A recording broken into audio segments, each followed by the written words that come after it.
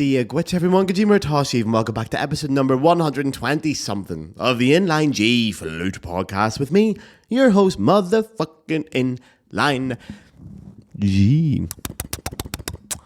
Now, as you can see, sorry for the audio listeners, as you can see from the title of this episode, we have another guest on, and I know you're not here to listen to me, you're here to listen to my wonderful guest, so I'm going to do this introduction as quickly as possible so you can get your teeth into that episode. This week's guest is the one and very much so the only Alex from the Flute Nerd Lab. Alex is a content creator, educator, pedagogue, performer, all the wonderful things in the world who popped up online. You might have seen her on your socials, your Instagrams, your YouTubes, your TikToks, your Facebooks, wherever you consume your social media content, about 2 to 3 years ago. Around the same time this podcast started popping up. And it's been a joy because as I've grown on the internet, I've got to watch her grow alongside me, along with a couple of other content creators who are part of this new wave of empathetic, warm, caring, compassionate pedagogy, teaching, educating. It's wonderful. It's so great to see her grow. And the Flute Nerd Lab is one of the best things I've seen come out of the flute community in years. It is a joy. I actually did a workshop for them couple of weeks ago, and it went amazingly, and I thought, this is a woman I need to get in this podcast, and a fascinating woman who was also a stand-up comedian. So we're going to chat about her career as a stand-up comic. We're going to talk about compassion, we're going to talk about empathy, we're going to talk about turning your hobbies into your profession and whether or not it's a good idea, because it's not always so, and many other lovely things. It's a wonderful episode. It's so warm. It's a perfect episode to just sit back and relax in those winter months. So go ahead and enjoy that episode. If you are a regular listener to the podcast, skip the next minute or two. You know what's about to happen. If you're new around here, give me your ears for just one more minute, please. The Inline G podcast is free, and it'll always be free. That is a guarantee. However, if you wish to donate to the podcast, you can now do so through the Patreon. On the screen now is the address. And for the audio listeners, it is patreon.com/the Inline G Flute podcast. The link is in the bio. This is a small independent podcast. I do everything around here entirely on my own. Video production, audio production, graphic design, marketing, promotion. It's all done by your man Inline G here. There is an episode of this podcast every single Friday for the last 120 weeks, 120 something weeks. I love this podcast. You get 4 episodes a month of it. I adore it. It is the greatest passion project of my life. However, it is not easy. It is a lot of fucking work around here. The solo episodes take a lot of script writing, the editing takes a lot of time, getting the guests, etc. I adore it. There are no sponsors on this podcast, and nor will there be, because most sponsors want to have some kind of degree of creative control. They can go fuck themselves. We say what we want in this podcast. We are the biggest flute podcast in the world, and we are 100% listener funded. That is so punk rock. So here's the crack. It costs €5 a month to sign up to the Patreon. You're basically just keeping the podcast alive. You won't get extra content. You're basically donating to keep the podcast alive if you can afford to do so. Because, as I said, it's not cheap around here. You're also supporting a genuine small independent artist creating small independent art. Stick the €5 that you're going to give to Netflix into my bank account. You'll get a lot more out of it, okay? And you get the content you want, and I get to keep going. It's a win-win situation. Also, €5 a month for 4 episodes is fuck all. Right? Also, you can sign up for 1 month and cancel straight away if you just want to give me a one-off fee. No problem at all. Just don't sign up through the app, the Apple app, because Steve Jobs is getting 10% from Beyond the Grave on that. So go to your web browser, please. So if you can afford to sign up to the Patreon, it is hugely appreciated. You're keeping this podcast alive. If you can't afford it, times are hard. A lot of us are artists. We're struggling to make ends meet. That is fine. Someone who can't afford it is paying so you can listen for free. It is a system based on kindness and on soundness. Thank you very much. So here is this week's Inline G Flute podcast with the one, and very much so, the only, Alex from the Flute Nerd Lab. It's funny, because I love being a teacher. It's like that whole thing of like, people say, if you can't do, teach. But it's like, my bag is the teaching. Like, I love teaching. So, and I think I'd love to say it was like for some more altruistic thing, but it's just that I love telling people what I know. Yeah. That's my bag. I love it. So I've always kind of wanted to do that on social media. And then the Flute Nerd Lab has ended up being like an extension of that. We're having a bit of fun as well, but it's still a place where I get to be like, guess what I know? I'm going to share it with you. Yeah, well, isn't that a mixture? Like, I get that. I get so excited during my lessons sometimes, especially if I have students that engage with me on it and they're wanting to know, because I'm like, man, I know the answer to your problem. Don't worry. Yeah, I've got it. I know. I've worked this out years ago. You're getting this. I'm excited for one or two reasons. One, I get to show off what I know, which is good for my ego, which is always important to acknowledge. But two, I just sort of think to the teachers I had, not all of them, but some of them, especially when I was younger, wouldn't have done that. I'm like, you guys Mm. are so lucky you get a teacher who's going to like get involved in this. And I get to make you excited about it, and we get to share in that. And I know, like when I was a student, that enthusiasm was so infectious. That was my favorite teachers, the ones that came out going, "Oh my god, I'm buzzing! I'm going to go do Mm. what they were saying." Do you have the same thing? You sort of think you want to like get that side of your students going? Oh yeah, absolutely. And the best bit I always find is when I start going down like music theory route, like because everybody's Oh yeah, terrified of music I theory, know. but when I start throwing it in, and they'll be like, "Oh, that makes so much sense," and I was like, "I know, it's so Yeah. exciting." What's your favorite kind of topic of music theory to talk about? I have a few. I love music theory. Oh, well, I'm a big scales person. I make everybody learn them by memory, understand how to figure them out. Like, I make them memorize all the patterns, like the scale game. I make them do it by memory What's the because it's scale like, game? oh, the scale game, the tough note good bear number 2 or Oh 4. God. But then you do it with Uh, all the game yeah. stuff. See, when I did it, didn't feel like a game. I did it at music college. It didn't feel like a Oh, game. yeah, yeah, yeah, I yeah. played a lot of games. Games are fun. That was not fun for me. But I think if I did it now, it would be fun. Well, yeah, I mean, because like I'm sure because do you speak French? You speak French, Yes. don't you? Yeah. Yeah, so you know the reason why it's called a game. It's not really because it's a game. It's just he's playing on the French word for scales, right? Ah, gam. Yeah, I never realized that until right now. yeah, yeah, yeah. So it's like the gum, and it's like, oh, look what I did. So Ah. that's all it is. It's just not actually a game. You can turn it into a game, and I do. So I like roll some dice sometimes and like try to pick a Really? pattern or whatnot. Yeah, yeah, yeah. I've got a spinner thing I use for scales as well to like make it into games. So the spinner But thing is that like you do that and you go, right, B major. yeah, it's on. Can I go grab it off my Yeah, of course shelf? you I'll can, show yeah. you. Yeah, Hold please do. on. Are you kidding?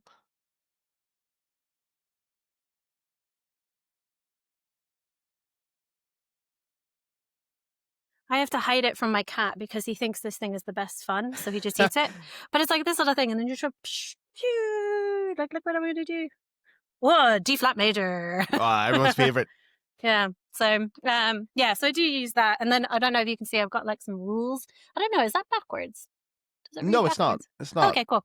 But yeah. So then you spin it for that, and then you spin it again, and you get like, oh, you got a tongue to, slur to, or Man, that's class. play it as if you're a Disney villain. I don't know what that means, but I was about to say, you what know, does that mean? that's your job to figure it out. Oh, is that like a creativity thing? Sort of getting to go, oh, let's see what I Yeah. can do with that. Yeah, my favorite one was once I had a student. We were playing this game, and I hadn't written them all down yet. So I was like, let's come up with some rules. Like, I'll give you a couple of like technical stuff, but let's come Yeah. up with some silly ones. So their favorite is always play lying down on the floor, which is always a good one to practice That is anyway. fun, yeah. But I was like, let's come up with another one, and I was like, let's play it as if you're something else, like a villain or something. And she was like, a crazy pigeon, and I was like, cool. I have no idea what that's going to be, but I can't wait to see what you're going to do. And she did spin it in that one. And it was like she was literally playing it, like walking around the floor going like this. It was so funny. I have a pretty clear idea of what a crazy pigeon looks like in my head. Not Yeah. gonna lie. That will give me an image straight away. Yeah, yeah, But it's yeah. not such a thing about teaching as well is creativity in playing. Because I feel like Yeah. especially when it comes to scales and technical exercises, it loses all sense of creativity, which just sucks the joy out of it. I can see why people hate. I hated scales when I was at music college. I despised them because it was just this big exam at the end of the year where you had to play like, G sharp minor in thirds, and I was like, oh fuck, there's so many Yeah. fingers in this. But when you realize that it has a purpose and you can get creative and enjoy them, then it is fun. Yeah. And Yeah, practice yeah. should be fun. And I'm so glad to see the likes of yourself and other people online now. It's like this new wave of teachers coming in where enjoyment is at the heart of everything we do. Yeah. Yeah. Do you think the reason you have that is like, why is that so important to you that your students have that enjoyment and that fun? Because for me, it's definitely been in response to what I got taught, where I think that works better. And I'm sort of fighting against that a little bit in that whole system of like strict, hardcore, old school music teaching, which just didn't work for me. Is that where it came from for you? Yeah, no, 100%. Because it was like, I fell in love with music and the flute. Although, to be fair, I still think it's hilarious that I never wanted to play the flute. I wanted to be on the saxophone. And I got told not to do the saxophone. And then I Why? ended up on the flute. Well, so this is one of those things you can look back on with hindsight and go, oh, that makes sense. But as a kid, I just didn't understand it. They like brought all the instruments to our school and they were like, oh, you get to do band next year. So pick an instrument. And I put down saxophone, but my mom had a flute at home because she used to play the flute. So I was like, Okay. I've played around on the flute. And I was like, and it also means that if I did the flute, we wouldn't have to buy a new instrument. And I'm sure my parents would be happy with that. So Yeah. I like wrote it down. So I played the saxophone, then I played the flute. But my mom had taught me how to make a sound on the flute. So I could make a sound. And Okay. obviously they were like, whoa, you should play the flute. Yeah, Whereas you're I'm like, natural. yeah, I know. Which as a teacher now, I'm like, oh yeah, I definitely would push that kid towards the flute. Yeah, But of course like you would. my kid brain was like, was my saxophone playing that bad? Anxiety kicking in straight away, right Yeah, from the early days. exactly. Yeah. So, but yeah, I loved it. And then when you go to music school, and there's nothing like music school to kill that enjoyment for Yeah. music in you, because all you have to do is just like the exams, or it's always competition with other people, and for fair reasons, because there are so few places and orchestras and teaching jobs and all that jazz. But Yeah. it's like that competition, and I just remember it felt like I was in Mean Girls. I don't know if you got that. Like, Yeah. it's just flute players can be such assholes. Oh my God, flute players are the worst for it as well. Yeah, They honestly are. Like, and we all know this. Like, even last night, I was sitting in a quintet rehearsal. The new quintet I've joined. It's all guys, all dudes, and I had joked about something. I think it was because they were asking me. It's my birthday this weekend coming up, and they're asking me, "What are you doing? Are you big into birthdays?" Like, man, I'm an absolute princess. Are you kidding me? I love that. And like, oh, I didn't know. Like, 'cause flute players tend to be quite divas. And I was like, yeah, the men especially. They're all the same. Flute players are all divas and princesses, and some of them push it a little bit too far. They're very toxic as well. They can be difficult people. I don't know why. It's like one of those situations. What came first, the chicken or the egg? Are all flute players, are most flute players difficult people, or do they? What's the other version of that? I'm trying to work that one out. Do they play the flute because they're difficult, or do they become difficult because of the flute? Yes, thank you. Thank you very much, Alex. Yeah, I've never worked that one out, but the rate, like I've noticed, it's disproportionately difficult people in the flute world. Yeah. I mean, it's interesting because I wonder. Like, obviously, I grew up in the US, so even though I live in the UK now. And there was a lot of it that I would have assumed it was the former, that it's kind of like the bitchy people who end up on the flute, because like the flute's like the main high pitched instrument. They get to be all like cutesy and pretty playing like the melody instrument. However, out here, they all do violin instead. So they don't do the flute. So I don't know if you got that in Ireland or if you see that in Germany where you are, but like it's very different than the American system. So I would say the Americans, it's all the bitches that go for the flute. Except for me, I was pushed into the flute. I was going to be a saxophone player in my head, cool. you know? Oh, that'd be cool. Always the coolest people. So that's why I don't fit in. So you think there's that, like, I've only been to America a couple of times, and I do talk about it way too much in this podcast. Through no fault of my own, but anyway, is there that thing in America with the flute being like the pretty instrument, the delicate one? I don't even know what the stereotype is for that level, like when people are just getting introduced to it. Oh yeah, what do people see the flute as? Well, flute players are a dime a dozen as well. It's very bizarre to be out here and like see that flute players are quite hard to come by, I feel like, in general. Whereas everyone chooses the flute. Maybe the clarinet is the second one because it's another like high-pitched melody instrument, but like everyone goes for the flute because we just don't have as good an orchestral program out there. It's all wind bands. So, bands, the flute gets to do the best stuff in band. But, and what have you found different in the UK then? In regards to that, and in general, actually, I'm very curious what you think in general about like the style and attitude towards music and teaching in the UK as opposed to the US. Yeah, I mean, I have to admit, I moved over here quite a long time ago. So how long have you been there? So I've been here for 16 years. Now. That is a long time. So a long time. So I was 23, I think, when I moved. So I had been teaching in the US, but obviously most of my teaching life has been here. But yeah, I don't know. It's because they do the grades, whereas we in the US have all like the all-state band stuff. So like you really get trained to do all the all-state stuff, which doesn't take in your level. Like you have to just get yourself to that level. Whereas here you can start on lower grades and still feel a sense of accomplishment quite early on. Yeah. I think, which I guess is probably something I prefer out here. But it is really funny because I do remember, like, you could in the US, you could just start teaching whatever. Like you could play it for a year and say, "Cool, I'm going to teach somebody." Whereas out here, they're a bit more strict about that, which is fair and legit. But I remember one of my very first students was quite a young 9-year-old, and like I did like my little interview lesson with her. Where I went to their house because I was still going to people's houses, and we were sitting down and going through it. And she just sat there and she was like, "So, do you have your grade 8 exam?" And I was like, "No, I don't, because I studied in the US." And she was like, "Do you know that you can't teach until you have a grade 8 exam?" And I was like, I felt like I was the one, you're being Yeah, I was like, sorry, miss. I promise I can teach. I was like, I've got the equivalent, but in the US, so we didn't have that. To be fair, I never thought about that either. I sort of forget you don't have the grade system in the US because I take it so for granted. We have it in Ireland as well. We have the ABRSM system. I don't even know if there's people listening to this podcast that aren't familiar with that, because we do it a little bit in Germany as well, but Germany has such a rich tradition of orchestral playing and wind band and all that. There is sort of a set route here, but you still get the ABRSM here. But I think it's a great thing, to be fair. I have many things I could poke holes in at the ABRSM, and I have many times. But the overall idea of the graded system, I do like it. I'd like teaching it. I think there's, if it's certain students it suits. Yeah. And I think, well, but I think the nice thing about it is that I've got loads of students who don't like doing exams, which is fair because it's stressful, and especially if you're doing it for fun. But you still work to that curriculum so that you can say to yourself, "Oh, I know where I'm at," right? Yeah. Like, and I think that does help. Whereas, yeah, if you don't have that, it can be much harder to kind of figure out, like, where do I stand in the grand scheme of things. Yeah. Do you still teach with the ABRSN system now? Yeah. Well, yeah. I mean, I'm on maternity leave at the moment, so I'm not Oh yeah, teaching true. Of anything. course you are. Yeah. Yeah. Of But course you yeah, are. Yeah. but yeah, no, yeah, I have. In fact, I do have a student who decided to still do their exam while I was away. So I think their exam was Monday. So I'm Oh, waiting to hear wow. back how they did. That is the worst part about it, I have to say, because I always, especially my German students are the ones based here, I put down my address for everything because you can't get exam things posted out to different addresses. So when it comes to the results coming out and all that, they're online. I get them first. I swear to God, I'm more nervous than they are. I get I know. because you always get that email as well. You don't get the email saying they've passed. It's like, your portal has been updated. Your results are now in, blah, blah. And then you have to go in, you have to log in, and you forget your password, and you have to reset it. And it's fucking nightmare. And then Exactly. eventually I get there, I'm like, oh my God, the nerves. I don't think people realize as well how nervous teachers get for their students when these things go on. Like, we're human too, man. Like, I get more nervous. I try not to, because I don't want my students to feel my nervosity, because it's not because they're playing badly or anything. It's just because I care about them and I want them to do well. Yeah. But even when they're doing performances, there's times I'm sitting there going, oh, please.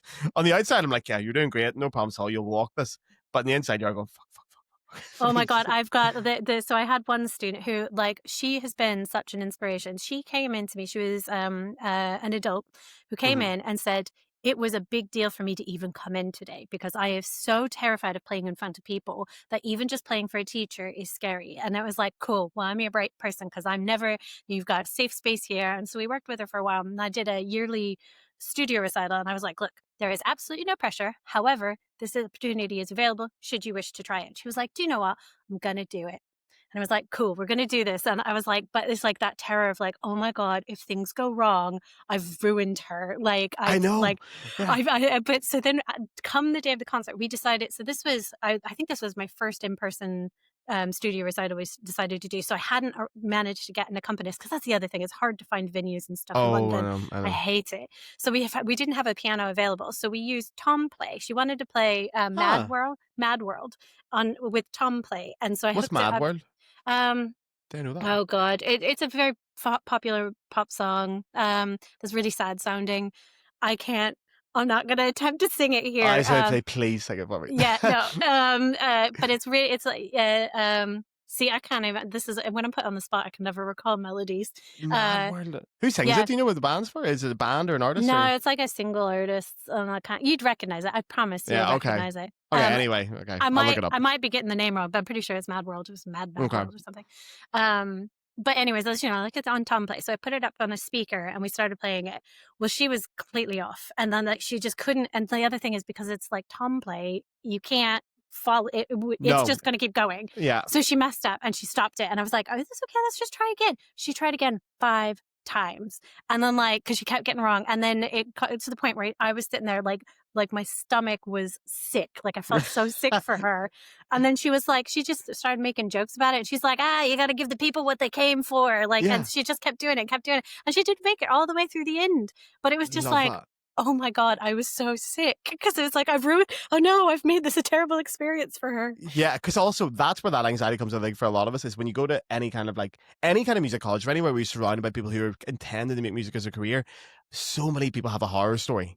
Yeah. And they'll be I had this happened to me when I was 6 and my teacher reacted badly. Like, I don't want to do that to you, because you're like 24 and you're still talking about that when it happened to you when you were 6. I don't want to give you that experience as well, because it can be traumatizing. Yeah. Like even like my girlfriend, nothing to do with music, doesn't play any music whatsoever, not involved in it at all. But when she was a kid, she played the piano, and even still, she still tells a story about how she did a concert once and started the piece 7 times, when she was like 6 years old, and then started crying. And the fact that she's 30 years old, and that still comes clear as day back into your head. I'm like, that's traumatizing. You were It is traumatized by the really. piano, which is ridiculous because the piano, who gives a shit? And you're like an intelligent, achieved woman, and you still think about the time you played the piano wrong 7 times. I It's know. awful what it could do to people. I know. Yeah. I The don't want to one get that my students up. Sorry, go ahead. Yeah, I was going to say the one that I have in my music school is I went for like a competition, decided to do my piece by memory. And and it's one of those pieces, I think it was Winter Spirits by Catherine Hoover. And Yeah. it starts very similar. There's like a similar line to the beginning to the end. So I started playing it and finished it. So I missed out everything in the middle. It was like Holy a shit. 30-second audition. And then was like, well, I guess I haven't gotten that one. Cool. But what did you do as the reaction on the spot? Did you just did you realize when you finished, you went, that was very quick? No, I realized as soon as I got to that next phrase going, oh crap, this is the wrong one. And So then you it just was play just, through and just so I let was it just go? like, I finished and it was like, yeah, whatever. It is what it is. But there is something about, I talked about this in your workshop as well. And I mean this with all my heart. Screwing up is fine. Yeah. I think it's healthy to go out and make an absolute mess of something because you realize it doesn't matter that much. Nobody cares. Even you said about your students starting 5 times, there's a part of me that's maybe ingrained in me from my childhood of oh my God, imagine being on stage and doing it 5 times and it doesn't start. But then you realize if you're in the audience, someone starts it 5 times, it's only awkward if they make it awkward. Yeah. But if someone laughs it off and goes, fucking thing won't work, Jesus Christ, someone got a charger right there, that makes everyone go, oof, okay, it's fine. Okay, we're all in this together. We're all here to enjoy the experience together. Screwing things up is healthy. Yeah, well, and she not only handled it really well, but also because it was all mostly other students in the audience, they were all like, "Well, we were so impressed that I would have walked away, the first time, It's so funny. wow, I'm so impressed that you did that." It's like Alcoholics Anonymous sometimes when you perform for each other I know. musicians. It's all shared trauma. I'm like, I was nervous for you. Yeah, but this makes me think. So, when I was teaching, I had a 5-year-old student once, and so we would just at the very, very beginning, it's very, early on, and she was playing something, and I just wanted her to get the experience of playing something from the beginning to the end. So she was making mistakes left, right, and center, but it was like, let's just keep going. So I didn't stop her. But halfway through, she put her flute down, looked at me, and went, I am so good at this. and started playing again. I love that. That's and great. it was just like, why do we lose that? Because then, you should just be able to go wow, I am very impressed with myself rather than I can't believe I messed that up. I am so here for that, man. That's great. I would do that in the concert. I go, that was fucking great. Yeah. Why exactly. do we lose that? Where does that go? Yeah. I mean, I guess it's just life experience, I guess, which is sad. That's what it comes down to. But isn't that the key to bring back with students? Yeah, well, and the other thing, going back to that student who had to restart 5 times, the one thing that did come out really nice and like going towards your argument of mistakes are really good is because then on our next lesson we were able to say that was the worst that happened. Yeah. So where are you now? And she was like, yeah, fine. The world died. didn't end. It was see, people were really supportive. They were there for you. The worst happened and you still made it through. So which is it's a great life lesson in general because it's so transferable. It's a great transferable skill to be able to say, do you know what? I'm scared of something, but it's fine. I can just get up and do it. And I realize after 99% of the time, you are grand. Okay. Yeah. Bar, serious things happen in your life, you're probably fine. Most things that make you scared, you do it and you'll be fine. And music's a great way to practice that because people do it terrified of performing on stage. I don't know if you had it, but I have the opposite. You have to pull me off the stage. No matter if you get me anywhere near a stage, I cannot get off it. Oh, 100%. I used to do stand-up comedy. I think I mentioned. You were telling me this before. I have so many questions. Yeah. So I used to do, and every time I tell people that, they were like, oh my God, you're so brave. I would never, I was like, no, you don't understand. I love attention. This, being the only one on stage and everyone's looking at me, that's like a dream. So hard to relate to that. So hard to relate. I think it's fucking great. Tell me about stand-up comedy. How long did you do it and what happened with it? Yeah. So, I started. No, but it's kind of weird and funny at the same time. So I started it because I was like, that exact same thing. I just want to do something that makes me really uncomfortable. So I did this whole year of doing kind of checking stuff off. So I was like, I'm going to do a stand-up night, an open mic night, and just go for it. But I decided I was going to do a class before it. So I didn't go up and totally wing it. And I got up and I did really well and people laughed with me and you just got the bug and you're like, this is the best thing in the world. Because it's I'm a performer. I'm a performer at heart, whether it's the flute or, making funny things. And then I started doing, because I was like, yeah, I think I must have been 31 at this point. And so I was Mhm. like doing all, dating stuff in London. Yeah. And it went down okay, but Yeah. it's like nobody needs another person talking about dating. Yeah, true. So I packed it in. So I did it for a couple months and then I was like, I'm done. And then I found out I had breast cancer. And then I Uh-huh. was like, I've got material now, so I got to get back into it. That's true. So yeah, Because so I nothing ended makes up people laugh like breast cancer. exactly. But it was like that was my coping mechanism. I ended up going and doing a lot Wow. for and just making jokes about my breast cancer, which And like, how long did you do it for then?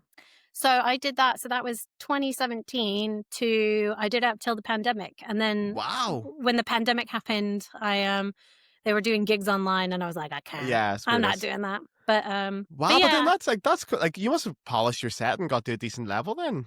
Yeah, well, so that's like it's actually really interesting because like this is like my big thing, right? Like as I took something that I really enjoyed, and then all of a sudden by the end of that, as I got into like towards 2020, Hmm. 2019, I was getting gigs. I was like actually getting like paid spots, not a lot and not massive, but like getting paid. But So, still, but then you were getting that thing of like, oh, I could make this into my career, and yeah. then you start like taking something like a hobby, a lovely hobby that you just really enjoy, and then trying to like turn it into money. And I mean, I say this as somebody who does make money from The my hobby, passion. yeah. So like I hate that I did do that, but at the same time, like, God, there's no quicker way to kill enjoyment, either music school or No.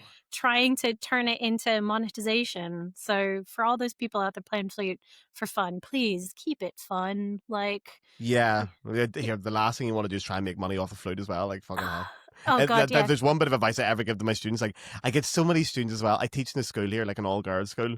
Um, and if they want to play in the school orchestra, they have to give individual lessons. It's like in the school rules. So I get a lot of students who just want to do the orchestra for a bit of crack and a bit of fun. They're 16, they're 17, but they just want to do it for fun. So they turn up to their lessons. We just play through their orchestra stuff. They have no uh, ambitions to do anything further than that. But you always get them at that age where they're like, I thought I wanted to be a flute player, but I think I'm going to be a doctor. And I'm saying, like, that's a brilliant idea. I cannot recommend it enough to be a doctor instead of a flute player. Please, for the love of Christ, be a doctor. Do anything apart from playing the flute because it's amazing. Don't get me wrong, but the current climate is. But keep playing the flute. Just don't Yes. do it as your job. Exactly. That's one of the things maybe you have the same things. I love teaching either people at that age or adult amateurs. Yeah. I get much more enjoyment out of that because these are people who are giving their time, dedicating their money to it, and they're open minded to learning. The sort of like really hyper ambitious students, like it's great to have them, but it gets on that point where they start to kill the crack. But you can learn so much from them. And my biggest thing is when they start to decide they don't want to make a career out of them, like, right, well, we're not going to do scales if we don't want them. We can just come in here and play duets. Because if that's what gives you the bug to keep making music and you don't even practice, you come in once a week and you just play duets for half an hour and you disappear. That's how you want to spend your money and that brings you joy. Happy fucking days. We're all winners here. I get my money. You're getting your money. You're getting something. You're not associating the flute with negative things. Yeah. Great. You're an adult. You can make your own decisions. Yeah. Yeah. And my favorite thing is like, and especially like, I'm sure you get this with like an adult student who comes in. And I always think it's really funny because the adults think they're being like really mature and they're like, I didn't practice this week. Whereas like when you were a teenager, you're like, yeah, sure, I practiced. Yeah. Whereas they're like, no, I didn't manage to practice. I'm really sorry. And I was like, I don't care. Like, I know. Like we're going to Why have. would we? Yeah, I mean, you just have to like recognize that if you don't practice, it's just your progress is slower. But yeah, I don't care if you're but just it's doing not this for just fun. to fix that. Yeah, it is what it is. Oh, sorry. Yeah. What's happened there? Oh, Can you still see me? No, you've gone very fuzzy. Oh, okay. 1 second.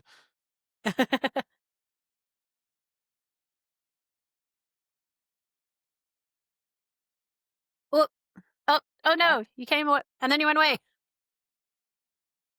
Okay, great. Technological difficulties there, but people are used to it in this podcast. This podcast is very loose. Do you know what? That's another thing about talking about hobbies and professionalizing it. When I started this podcast, I had the opposite attitude. I was like, oh, I'm going to make such a professional podcast. It's going to be so high quality. The standards have been slipping around here for the last 2 years. Every week, the standards get lower and lower and lower because I do not want to make money off it. I want it to be a hobby. So it's but that's the thing. Yeah, but that's the thing, right? Like, the more you do it, the better you're going to get anyway. So I'm sure, like, I'm not going to say, your first ones were crap, but I mean, you keep getting better and it keeps spinning. You know what you want to do with it. Yeah. And that's the cool part. You're not like Yeah. killing yourself for it, but you're just enjoying it and still getting better. Exactly, and that's that's what hobbies should be. I think Yeah. like that's what the market we're teaching it. Well, like that's certainly the thing I'm teaching. I don't know exactly what your student base is, but I love that kind of student, and I get so much from it myself. Like even when you say Yeah. about students coming in saying these, I love that. I love having students come in and be interested, and if they don't practice, they don't practice. I could not care less. Like there's Yeah. students in my school as well. Like I really hope their parents aren't watching this now. But there's students in my school where they're like 16 years. I won't say which ones because I teach a few different schools, so I can get away with this. Oh, But yeah, there's good. students who are like 16, 17, and they have their lessons on certain days at certain times. Their parents are paying for it. They're meant to get one lesson a week. If they miss a lesson, we try and catch it up. But if we don't, we don't. But they're paid. Their parents pay me monthly through a contract, not per lesson. And they'll say, I get the text 2 hours before the lesson. Oh, I'm not feeling well today. And then, I'm not stupid either. I'm only 32 and I go to the same kind of bars and areas that they do in the city. I know where I'm going. And when I'm walking from the main station right to the school and I see them smoking cigarettes and I'm like, Yeah, not not feeling well, feeling are well. you? I see you with the boy over there smoking a cigarette. I think I know rightly what you were doing. But like, I don't care. Just tell me. Well, okay, don't tell me that. I don't need to know the information. But I don't care if you don't turn up to your lessons. You're Yeah. 16, 17 years old. If you don't want to turn up, that's grand. The minute you start forcing people to do it, you suck the joy out of it. If they don't Yeah. want to come, they don't want to come. I Yeah. mean, obviously for financial reasons, you have to make sure it's agreed on. But I've had students cancel lessons, and I have no problems with students just saying, "You know what? I don't care if I'm paying for this. I just don't want to come today." I go, "That's grand. If you don't Yeah. want to come, that's fine. I have no Well, problems with it." and I've done that as an adult. Like I've had various things where it's like, you book something and you're going to lose the fee, but you're like, just don't feel like it. Like Can't be asked today. Yeah, I'm eating that fee as long as I don't make the other person pay for it, in some yeah, way. yeah. But yeah, it is an interesting one because like I also think that it's underrated. Well, by certain circles of people, anyways. I'm sure you wouldn't feel this way, but especially based on your workshops, perfect. But the idea that the more fun you have, the faster you're going to learn anyway. Yeah, So if you start forcing people, like so I've got the Flute Nerd Lab community that I run, yeah. and every month we choose like a theme to kind of dive into. So often they're kind of like fundamental themes, like breathing or something. But this month I've decided for December because it's freaking holidays. Nobody's got time for anything. Like, Exactly. and what do you want to do? You just want to play Christmas music, or at least I Yeah, just want to play Christmas music. yeah. So we're gonna do fun as our topic, and like Okay. really like drive home like the fact that like you can have fun and still learn, and in fact you're gonna learn more if More. you make yourself have fun. So it's like we're gonna do like a whole bunch of exercises, and hopefully I'll manage to convince everybody of this by the end of it, but we'll see. That's great. Also, like, I'm very clear about this in the podcast when I bring anyone on. I don't deliberately bring people on, and we've barely talked about like I have no script for this episode. I'm sure people can tell I have no script for this episode. I've stopped doing scripts a long time ago for guest episodes, but I don't bring people on to plug things, and I don't Yeah. use it as like if I like people and they're doing cool things, it's great for them to plug it, but I don't bring it on for that reason. But the Flute Nerd Lab thing, when I did it with you guys and I got meeting the people, I talked to people afterwards, like, this is really cool. It's a Oh. really good idea because like we talked about it afterwards, but that sense of community is so dead these days with like the online world. And there's that famous phrase as well, everyone wants a village, but no one wants to be a villager. The Mm. community thing, you have to work a little bit for it. Even to be a Yeah. member of a community, it's a bit of effort. You have to turn up to the meetings, you have to do the things. But what you guys are doing is so cool because the online flute community, not always the healthiest place in the world. It's good to have a little corner somewhere where there's just cool people just talking Yeah. about flute. It's like going to a bar and just chatting about flute with like-minded people. It's great. Exactly. Well, and like the nice thing is too, because I have total control over it. So like we have had one person Dictatorship. who, yeah. So they're absolutely. I mean, we have only so much fun. Um, but no, we did have somebody who came in and immediately started trying to sell things. So I was like, bye bye. This is not what Yeah, this place is. exactly. Like, man, why? Yeah. Because So you don't yeah, need to sell these things. Like, it's so counterintuitive to art as well to try and monetize it deliberately. And you see what happens when you try to monetize any kind of art. The minute you yeah, do yeah. it purely for the sake of monetizing it, it's not art anymore. It's shit. You get like AI pop music, or you get, well, I'm not going to slag off country music, but a lot of country music is just that. But anyway, but the Flute Nerd Lab, that's what I liked about it. How long have you been doing it now? So I'm coming up on 2 years. I think I started in Nice. February. So it's been a little while, and Okay. it's been a very slow burn. Yeah. Where Because did the idea yeah, come from? How did it all start? um. Well, if I'm being brutally honest, which I feel like I can be, Yes. I was trying to go, okay, I love teaching, but it's only so many hours I've got in the day. So I can only teach Mm. so many students. And I love that I teach, but I was getting to the point where I just didn't have any time in the day left. So I was like, how can I help more people and make money? So Yeah. exactly what we're telling people not to do. Yeah, but we've got bills to pay, man. Yeah, how It's too can late I for us to make be doctors. more money?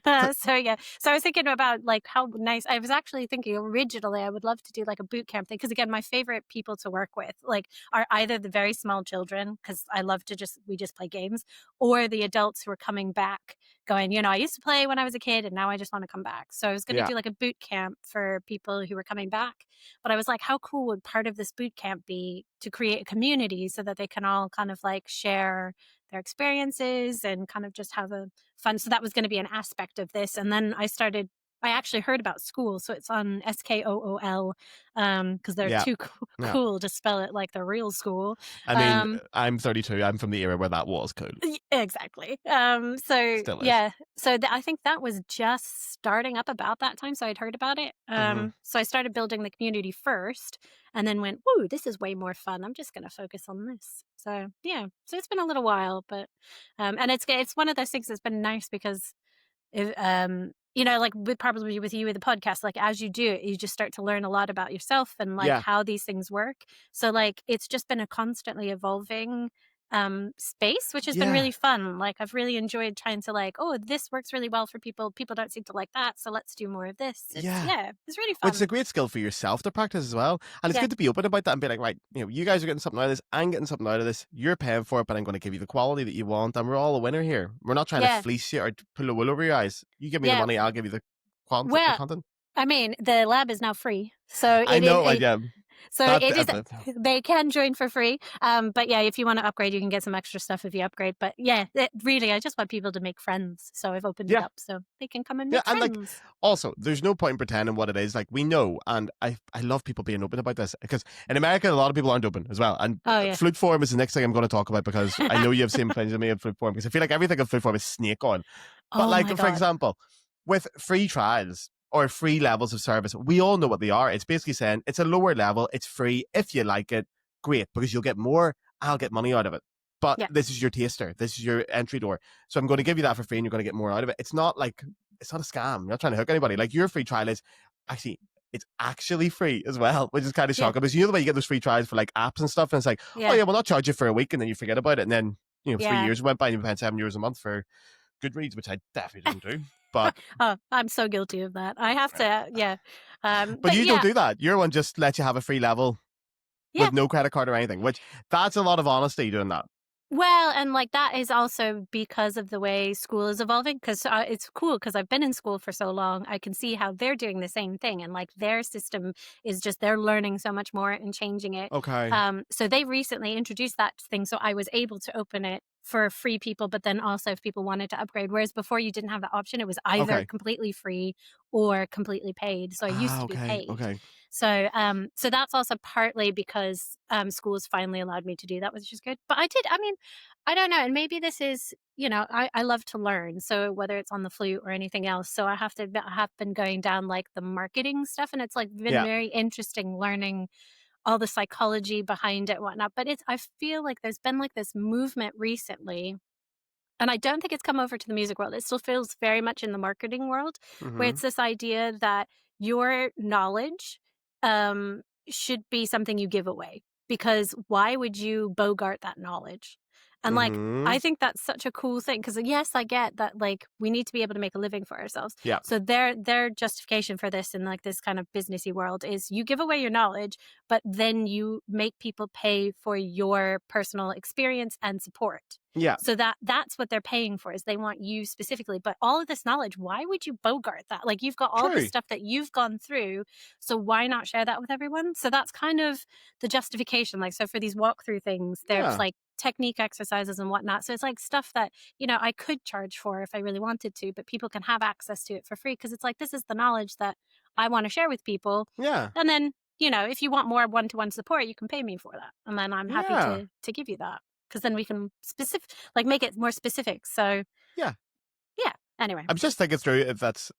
When you said that, I was like, no, I want to charge people for my knowledge, and then I'm actually realizing, no, I don't do that. My podcast is 100% free.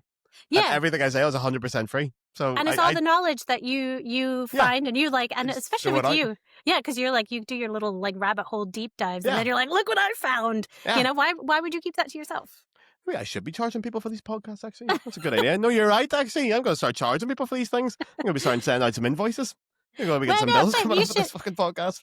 You should have it. But then that's the thing. Is like if people want to learn specifically through you, have you like work on them specifically, that's when you can like... well, I have a Patreon, and I'm very open about the Patreon being you're not going to get any extra content, because I know a lot of people use the podcast. Shockingly, also, I have highly advised against this, but people have like, I've quoted you in an academic paper, and I was like, you really shouldn't do that, okay? Because I'm not 100% sure what I'm talking. I don't know if it's me or the gin and tonics talking sometimes. So you should be very careful of that. But they use it as a resource. And I'm like, well, man, have it for free. And then the Patreon, you don't get extra episodes or anything. It's just basically me being very honest saying, I want to get paid for my work. If you can afford to give me €5 a month to support an artist, brilliant. Happy days. I'm very thankful for it. If you can't, it's grand. You can still listen for free. I don't care. Well, I do care. I care very much. But I'm not going to try and like swindle people or get the money out of them, because honestly these days, well, if you've got the money, that's why I like supporting the likes of yourself and some other creators online that popped up at the same time, because everyone's being very honest about what they're promoting out there. And you're better giving your money to these people as opposed to, fucking Netflix. Okay, I still pay for Netflix, but like there's big companies that they take a lot more money off you for a lot less give. And they're going to put the price up, and they're going to fleece you a little bit and pull the wool over your eyes. But with independent creators, you're getting exactly what you want directly, which is great. Yeah, but that's the cool thing about Patreon, is that like that's the whole idea that it was based on, is that like in the old days, people used to be patrons of the art. Like they just helped support the arts, and for the sake of making sure that there was still art in the world, and we've completely lost that. So yeah, absolutely. I think that's great. Such a cool thing, because it does cost money to do this. No, I know. Jesus Christ, it does cost money. These microphones don't buy themselves, I'll tell you that. The amount of money I've spent in this podcast is eye-watering, but the Patreon does all right. I don't tell people how much I make at the Patreon. You can put that little option, say like how much you're getting per month and how much you're not. I don't want people to know. Because I don't want people looking at it and going, he's getting plenty. I'm not going to give him any more. Or they might say he's not getting enough. I don't know what their opinions are going to be on it, but it's none of their business. It's Gareth's money. Exactly. Go straight into my pocket, and then I say I use it for official business, but I don't go straight down to the pub. Yeah, why not? It's all resting offshore in an account somewhere in the Cayman Islands. All that money. Some address, some third floor. That kind of that. So maybe I need to get into podcasting, it sounds like. The big money in the podcast for you. The food podcast game is renewable money. I cannot imagine the amount of work this takes. So all the power to you. I have no desire to ever do anything like this. I feel like what you do is much. I wouldn't be able to do like an online community thing all the time. I don't have the energy to engage with people all the time. The podcast, I don't engage with people. I engage with the camera, and then I get to engage with them on the choice that I want to do it. And also because of my personality, podcasting suits me, because if I get criticism, I can choose to read it or choose not to read it. I don't have to. I don't have to take it in. Have you dealt with any like? Even your general social media thing? What's the criticism? Have you got any criticism or weird messages or any of that kind of stuff? Oh yeah. I mean, on social media, of course. Like, I mean, you're a woman, so you definitely get it worse. By the way, I'm a lad. I don't get any. No, do you know what? I'm not upset about it, but I don't seem to have gotten any misogynistic stuff. And like, there is like that level of like, hey, excuse me, hey, what am I? Why is everyone else getting picked on and I'm not? What are they doing right? What, am I really that ugly? Come on. But at the same time, like, obviously I'm really glad that I haven't had... you really are, where it's very, very minimal. Like, it's not stuck with me, if that's the case. But I've had other things. Thankfully, it's not in the community, because I can just boot them. Yeah, you take them out. Again, dictatorship. Yeah, right. Exactly. 100%. Banished.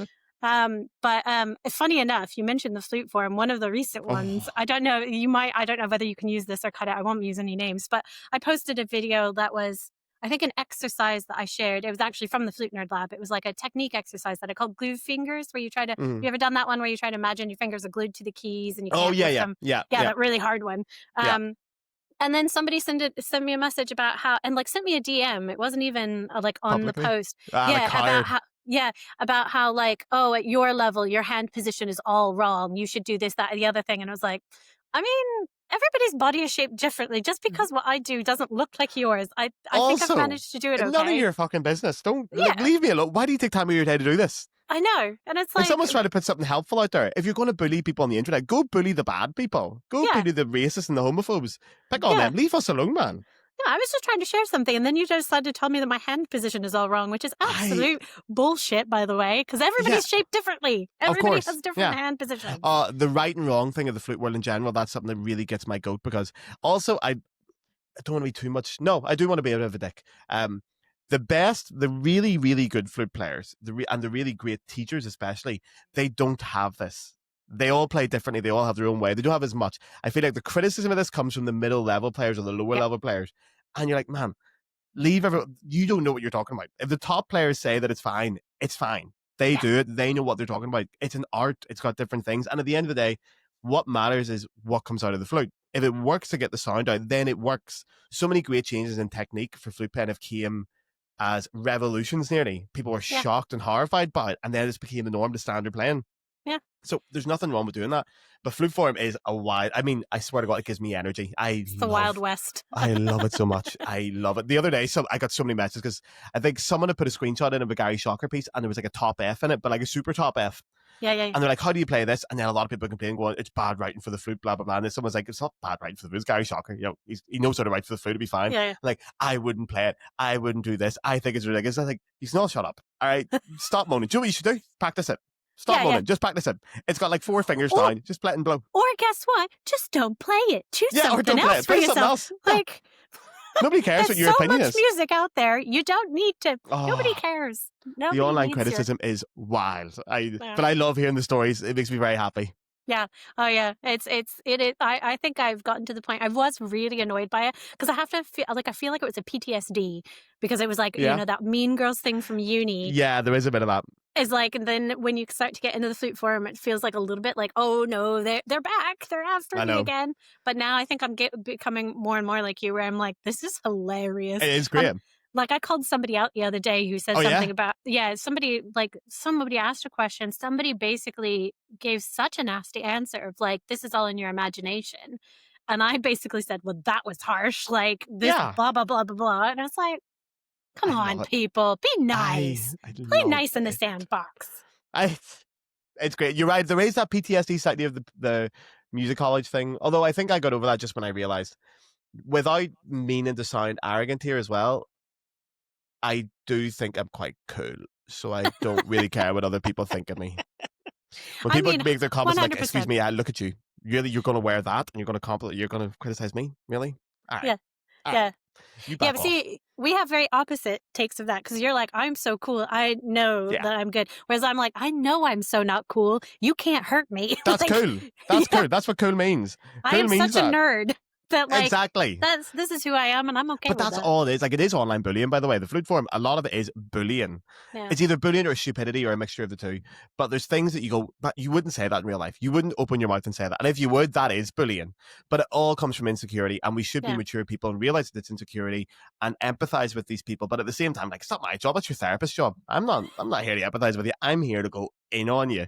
And I told you this off air. And I think I've hinted in this on air a couple of times, but I have got like an undercover episode coming on the Flute Forum because I found some wild information out of what's going on in the Flute Forum. Dodgy dealings, money going in funny places, bank accounts being opened. Oh, there's a lot more sinister things going on in that group than people realize. And I'm still amazed that they let me into that group. They haven't banned me from it yet. I just want you to tell me when this becomes a Netflix documentary. I should pitch it to Netflix. That'd be a great idea. Oh, that's speaking of, like, I mean, this is completely off topic, so feel free to cut this out. Have you seen Budkin? Makes me think about some Irish... That's the one, the Irish podcasting thing? Yeah, it's the great. basic... Yeah, I thought it was quite fun, but it was like, there you go. That's what you need to go in deep and just make your whole TV show about it. Oh, I've got information. I just need to get a lawyer to make sure I get Seffi's head out of it. But I am so... Honestly, again, I love the drama of it. There's such drama. That's one thing music college always had for me in the music world, is at least they're going to be bitchy. There's always drama. Yeah. There's always something to get your teeth into. You're never bored. But, now that I'm getting older, I think I've got drama in other parts of my life. I want my music making to be nice and chill, and I want to do it with nice people, and I want to enjoy it. Which it seems like is what you were trying to build with the flute in our community. So that's very cool. So if someone was, again, this is not genuinely a plug. I'm just trying, because there probably is people listening that aren't aware of it. If someone was interested in joining, why should they join? Well, so first off, if you want to just have fun, literally. And this is something that, again, saying that I've evolved, is that I've been pitching myself as somebody who makes flute fun for a long time. And then I kind of, because of that PTSD, you still have that level of like, ooh, I need to be respectable. Like, I want to have fun, but I have to be respectable. As of like, I had a kid 2 months ago, and I kind of think I've gotten to the point where I like, I don't care if people think I'm respectful or not. I'm going full balls to the wall weird, and I'm leaning into it. So it's for people who want to be silly. If you do not want to be silly, then 'tis a silly Wrong place. place. Go somewhere else. Yeah. And so for people who want to have a bit of fun with their flute playing, and just find other fun people who are really encouraging. I mean, it's just been so inspiring watching some of these people post bits it's of their great. playing and then like comment on it. And now that they're getting to know each other, you know, they'll start saying like, "This was so much better than last time." Yeah. Like such a cool thing. Like it makes my heart warm. I think it's great. And it's funny because I love the names that are popping up now in the Flute Nerd. I'm seeing them on my Instagram. We're starting to talk. I'm like, I know these people now. I'm picking up on them. It's so much fun. And I'm like, you're the good guys. You come on into the club. Yeah. I know you're one of the nice ones because there's bad ones out there and you're the nice ones. So there you are. That's a great plug for it. Is there anything else I want to... Okay, I am meant to do the quick fire questions and I will do them in 1 or 2 minutes. Okay, but if you have time, I do want to ask you a little bit more about the stand-up comedy. Oh, okay, go for it. I'm happy to answer. Did you ever do any music content? No, and I kept always thinking, like, there's got to be a way to bring the flute in. Is it too niche? I don't think so, because and that's the other thing is, like, as I got towards the end of my comedy, the reason I quit is because I love clowning. And I don't know, not like clown as, like, I'm going to have a honky nose, but, like, this idea of, like... exactly what I thought. Yeah, no, clowning is like this. I'm trying to think of like some people who might be big enough off the top of my head that makes sense. But it's like a school of thought where you just go like weird. And it's like the kind of comedian who you're like, I don't know what's happening, but it's funny. Like that kind of like the absurdism kind of thing. Yeah, exactly. And in order to do that, you have to be like 100% committed. And I just never... Yeah, very much so. Was sure I'd be 100% committed to that. So I was like, there's probably going to be something I could do that was like adding the flute because it's so weird. Like it doesn't really matter. But I didn't have the self-belief to kind of try going that nuts. But it's always my favorite comedy is the stuff that's just like so weird that you just like, this shouldn't be funny on paper, but it is. So. See now, because I've been talking to people online recently because I'm planning an episode on this too. As far as I'm aware, there's definitely at least one person doing a flute burlesque show. That is a thing. Brilliant. There's one person. Zoe Sorrell is doing that. I think she's okay with me saying that. But I have to ask her before I put this episode out now. But anyway, she's definitely doing it. And I was like, I wonder if there's other people doing flute burlesque. And now I'm thinking, flute stand-up comedy. Yeah. Don't think I've ever seen anyone play the flute in stand-up comedy. I could be wrong. Yeah, no. I mean, the flute has been the butt of jokes sometimes. Yeah, like, and rightly so sometimes. Anchorman is the famous one. Like everybody is That's like, the new one. Flute. That's the new one. My generation was American Pie. Absolutely. And do you know what? Somebody commented that, I think, on a YouTube video of mine recently. And I was like, wow, you're the first person to ever say that one to me. Yeah. One time at band camp. I miss it, man. Nobody does it anymore. Kids don't know it anymore. Yeah. American Pie has not held up. It really hasn't. So don't think teenagers don't watch it anymore. No. The test of time. But yeah, it's always, you're right. It's been the butt of jokes, but it's never been... Well, here, have you ever considered getting back into stand-up? Is there ever that little bit of you goes, make a lash again? Yes. I mean, I think the one thing that keeps me back is that, well, first off, because like the cancer stuff went down really well. People really did it? Well, yeah. Well, people either just didn't watch me because they were like, I can't handle the cancer. It's too much, yeah. Or they, but then it was funny to watch like the reactions people had. So either they laughed with you because it was a bit of dark humor, or like other people who came up to me. And like, I remember one person came up to me, again, this is completely just a random story, but like somebody came up to me after a gig and was like, wow, I'm so impressed you've gotten through your cancer. My mother-in-law had breast cancer and I wish she died, but I'm glad you didn't. It's just like, okay. I mean, here, there's a compliment in there somewhere, isn't there? Yeah, I think thanks. But yeah. So but it generally went down really well. But then I'm very lucky that I'm completely cured of my cancer. So there got to be a point where it was like, I can't really do the cancer material anymore, so I need to come up with something else. And then I just lost the gumption. But yeah, maybe out of pure curiosity, sorry, again, segue here, and if you run out of time, please tell me to fuck off. But no, I've got all time. Have you talked about your cancer stuff on social media? We can cut this as well if you don't want to, but... Oh, no, I'm super open about it, so I don't care. Yeah, I mean, I think I have... I not in regards to my flute stuff. Okay. Like, I've been very open, like, with the comedy, because I used to have social media for my comedy specifically. Oh, really? And then I was like, I can't be running... Is there still videos of you doing stand-up, by the way? As if I'm not going to look them up right now. Like, obviously I am. I might have put some of them on private now, but I'll see if I do have anything still up. I think there's like one of my I'm so surprised you did this, by the way. I was shocked when you told me this. Yeah. Like I said, I just love being the center of attention. And when you're on the stage as a comedian, you don't have to deal with other actors or anything. Yeah, true. It's all you. I tell you, it is a drug, though. It is just like a drug because Yeah. if you get a good gig, you are always chasing that same The feeling. same And high, then, yeah. yeah, and if you die I on get that. stage, oh my God, it's the worst feeling ever. I get that. But yeah, as far as talking about it, I don't think I've done very much with my flute. I'm not hiding it. It's just it hasn't really been the thing to No. come up. But I did used Okay. to do like I did a video once that was about awareness on and the comedy stuff that got some good traction. I was minorly famous there for a little while because Okay. I had my best friend had been diagnosed with breast cancer the year before me. Oh God. So we Okay. ended up, it was a very strange like situation where we ended up going through like very similar things quite quickly. So we ended up in the newspaper. We ended up in like a Okay. Huffington Post video about us, like Wow. dealing with all this. And then I did this video myself that kind of got some good traction. Again, you think about the views, it got like several thousand, like did quite Yeah. well. So, but yeah, but that was all kind of like the side stuff to my flute. Do you know what I'm just thinking as well when you're saying that? I don't think I've ever seen, maybe just by chance I haven't seen it, but I haven't seen anyone talk openly about, the effects of something like chemotherapy on flute playing Yeah. Yeah. or Um, radiotherapy or all that kind of stuff. Or it's not something, I mean, don't know why I would have seen it, but still, I feel like that's not something I've ever, I can't think of a single piece of media where I've seen someone talk about that now. I'm really racking my brain now to find it, but I can't find anything. And it yeah. must, Yeah. I mean, I think because there's so many different types and true. treatments and like so even if you have chemotherapy, you're almost never on the same chemotherapy drug. There's Okay. so many different kinds of Oh, really? drugs. Okay. I know nothing Yeah, about so this. So. even for breast cancer, I think I had like a very specific one that there are like lots of different Okay. kinds. Okay. So um yeah, so I don't think I noticed a difference, but I'll have to admit, I think I was going through that at a time where I was still pretty much on break from the flute because I went on a Okay. break for about 10 or no, 8 years. Wow. I was Okay. still teaching, so I was still Yeah. doing some teaching, so I was still playing, but I wasn't doing anything for myself. Yeah. Just because that was Okay. I was finding other things to do. I was an ethnomusicologist. My job was working for a music magazine on like world music.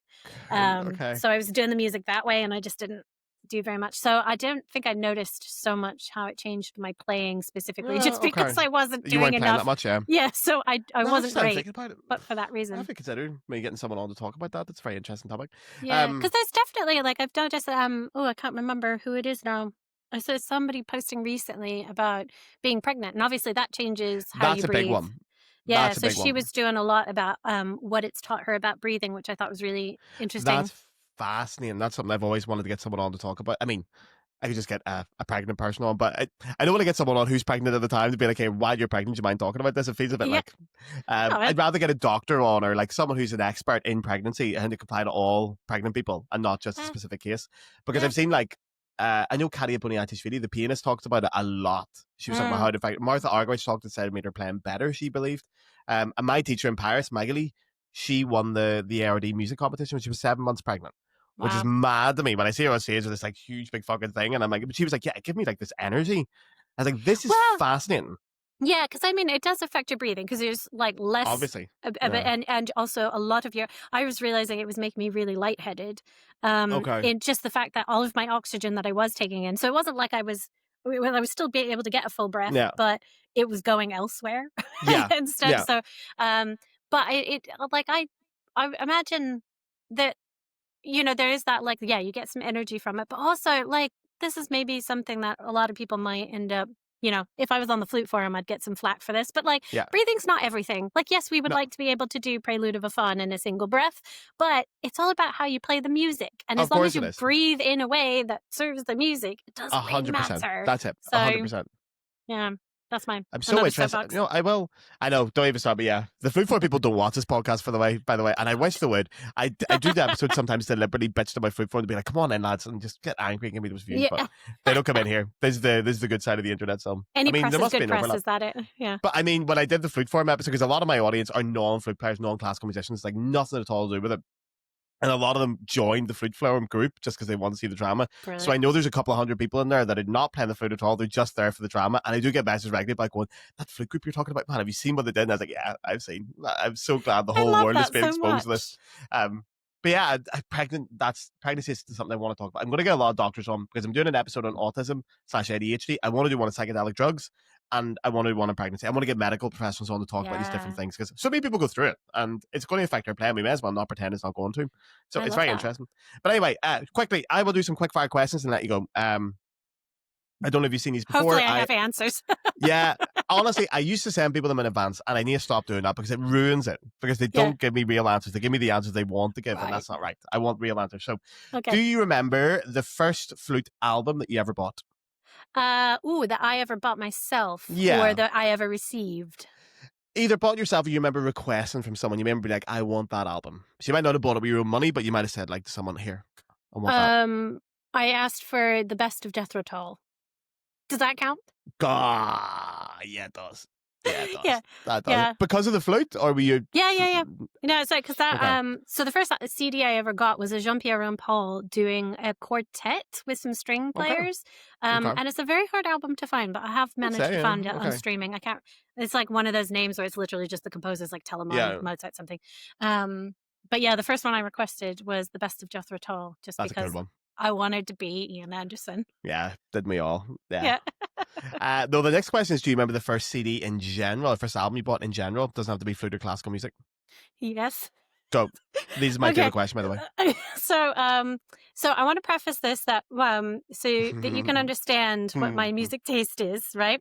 So the first tapes that were ever given to me were Peter Gabriel's Us, Michael Jackson Dangerous, and the Beatles Sgt. Pepper. So already I was good. Yeah. So I was off to a good start. But the first one that I ever, it was a cassette tape because I'm that old. The first one that I ever bought with my own money is I went into the bookstore because it was still when you could put on the headphones and listen to it. And I told my mom, I was like, I want this tape. And she was like, are you serious? And it was King Sunny Ade, who is a Nigerian pop star. And I was just like, I love the drums. I can say with my hand on my heart, all honesty, that's the first time I've had that answer. Yeah, there you go. But like my mom was like flabbergasted. And then, lo and behold, many years later, I become the editor of a world music magazine, which, makes so much more sense now. Did you ever write an article on King Sunny Ade? We did. No, I think that I wrote an article where I mentioned that was my first exposure to world music. But yeah, he's a Nigerian juju star. Is the name of the music style. Well, there you are. Has nothing to do with flute. Juju stars are. Okay, great. Do you have a favorite flute concerto? Oh, I'm just partial to. I know it's a bit corny, but I love the Mozart flute and harp. Yeah, just because flute and harp is just so lovely. Not very often played. Sorry. Yeah. I feel like maybe it's because it costs more money to get two people to play it, but it's not played as often as the single Mozart concertos. It's gorgeous. Yeah, it's gorgeous. It's just, and I would have loved to have learned how to play the harp. But yeah, it was one of the first ones I ever played with a friend. So it also has a special sentimental value. Yeah. That's a good answer. If you could do a career outside of music, what would you do? If you had to do something totally unrelated to music, would it be stand-up comedy? Yeah. Yeah. If I could be really good at anything, I would, but I don't think I was good enough to really make it. Well, still time. No. Yeah. Do you have a go-to karaoke song? Play That Funky Music. Oh, great. I could 100% see you doing that. I don't know if it's time, but I do have a great story about that. At one time, me and my friends were like, we're going to this, it's called rock karaoke. I don't know if you get something similar, but it's like a real band. Playing. Okay. So you go. And so we all were like, this is hilarious. Let's go do that. And so we all picked our songs. Play That Funky Music. And we got trashed beforehand. We pre-gamed at my house really bad, almost like we could barely stand straight when we went up to the karaoke's for. Exactly. And then when we got there, people started playing and we realized that they thought they were on The Voice or something. It was like, oh shit, what have we done? And my friend's version of Don't Stop Me Now, which I have on film, is still one of my favorite videos I've ever recorded in my life. It was so bad. Great. With a live band as well. God help the poor musicians actually playing that through. That's not an easy one to play either. I know. And everybody else who was this is my break. In my this big is moment. my big break. Yeah. Great talent crowded here. Barely standing up. You guys in the back with Vodka Red Bulls. Yeah. Play Freebird. Yeah. That's great. Okay. Play That Fucking Music, White Boy is a great one. I'm doing karaoke on Friday for my birthday, actually, so I'm looking for ideas. That's a perfect time to do that. Because then it got the key change too. Exactly. Gotta take it higher. Yeah, see, you can sing, I imagine. I definitely Oh, cannot I sing. can't. I Yeah. cannot. I do a good Absolutely not. Shaggy impersonation. I'm very good at my Shaggy. Oh, let's hear it. We have to Oh, hear I'm it. not doing it. No, I'll Oh, record it on come Friday. on. I'll do it on Friday. I'm going to record it. I do Shaggy's my go-to karaoke song because I do an impersonation that is definitely verging on racist, so I have to be quite careful about it. Oh, yeah, fair I enough. could do an excellent Jamaican accent, but I only do it when I'm doing Shaggy. I'm not going to bring that out in the podcast. Nobody needs me doing my Jamaican accent on the fair podcast. enough. Okay, if you could have a drink with any musician, alive or dead, who would you have a drink with? Oh, that's a really good one. Any musician. Yeah. Language is no barrier either. We'll assume you speak the same language. Yeah, I don't know. I think I would have to pick Paul Simon. Oh, good one. Okay. Yeah, because Graceland is probably my favorite album ever. Okay. Just Simon, no Garfunkel. Wouldn't bring him along. No, it's just the Graceland. In fact, that's what my daughter was born to. They let us play Graceland. Oh, cool. Okay. While I was in the operating room. Oh, that's very pretty then. Okay. Paul Simon, again, first answer I've had in that one. Yeah. Okay, last two questions. Oh, no, last question. I should have written these down. I'm very good at remembering these, but I always forget one every single time. No, I haven't. Do you have a favorite drink? Oh, no. Before that, if you could play any other instrument apart from the flute, what would you play? Oh, this is a hard one because I have multiple ones. I think if I could be really good at something, and not have to work too hard at it, is French horn. Love French horn. They always get the best bits. Really? They always get the best bits. French horn, really? Yeah. Here, you do you. Yeah, no, fair. But like, I mean, like if you think about the orchestral side, they have to count for most of it. Yeah, but when weeks. they do, but when they do play it, that's the part that everybody's like, oh, so beautiful. Yeah, get a good couple of bits in John Williams as well. Good couple of French horn bits now, but. Nah, I would not pick the French horn. Yeah, fair enough. No, I'm very judgy there. Really? Yeah, I know. Okay. Jesus Christ, I know. Gareth, I'm sorry, right, but fine. I'm not. I'm sorry. The French horn. No, you're all right. I think we could do without them in general in the orchestra, to be honest. But I've been campaigning for this for years. Nobody's listening to me. And the last question: do you have a favorite drink? And it could be alcoholic or non-alcoholic. Favorite drink. I did discover something called the French Blonde. Have you ever heard of that? I think I went out with her. Yeah. That was too easy. Low hanging fruit there. I know. Sorry. Go ahead. A French Blonde. Is it like type of beer or? No, it's Now I'm convinced that maybe I've gotten the name wrong, but I'm pretty sure it's called the French Blonde. But it was Taylor Swift's favorite drink, and we did a really stupid day where we watched the Eras tour and just got drunk on her favorite drink, and it is delicious. What's the French Blonde? So it's like a bit of Saint Germain, lovely Lillet, and grapefruit juice and lime. Happy days. That sounds great. It's just so refreshing and that's gets a you beautiful drunk drink. Really fast. Gonna have that this weekend. Happy days. Yeah. Wonderful. Yeah. There, that was a great way to end it. Alex, thank you very much. We've talked for well over an hour. It's great. I'm so sorry. It's beautiful. I love having too much to cut down. It's really enjoyable. Yeah, it makes it easier, I guess. Thank you very much. So, as before you go, I'll tell everyone to go check you out. You're obviously on Instagram, you're on Facebook, you're on everywhere. The Flute Nerd Lab, you can get that. Just go stick it into Google. It is the flutenerdlab.com as well, isn't it? No, it's school.com/the Flute Nerd Lab. Okay. Well, I found it by Googling. So if you stick Flute Nerd Lab into Google, you'll get it straight up as well. Yeah, and YouTube and all those places, go check it all out. Your name and the things will be in the description. Is there anything you want to say to anyone before you go, or anything you want to plug? Just keep having fun, guys, and don't be serious. That's all it is. Just have fun. Yeah. Love it. I will second that.